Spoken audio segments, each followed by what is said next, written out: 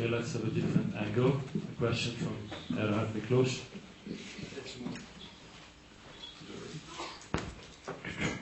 It's more just to follow up to what you were saying now. I've read in one interview made with you, actually I have to apologize because my quotes are quite disordered and I'm not always sure who made the interview.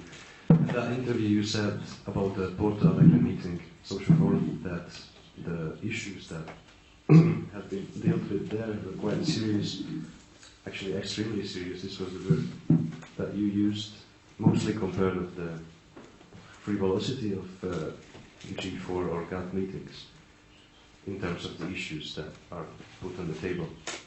But now you said that this social movement is extremely disorganized, and it's maybe a bit forced, but I feel this parallel between being disorganized and being extremely serious, while on the other hand you have an extremely organized force that is quite frivolous. I don't know if this is a question already, but if yes, then I would like to react to it. So can it be both disorganized and mysterious, basically?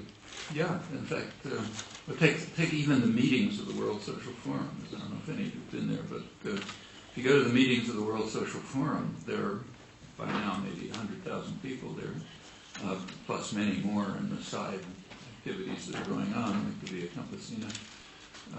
But if you look at what's happening, there are intense discussions, often very constructive ones, about a huge variety of issues, and they themselves are separate from one another. So the people there are groups that are working on how would you organize a future cooperative society to overthrow current institutions. There are others organized around how can we ensure that peasants have control of their own seeds, let's say.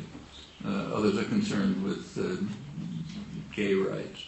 Others are working on environmental issues. How can we keep the world from being destroyed? Those are separate discussions. They're all very serious. But even in one collection of buildings, they're disorganized.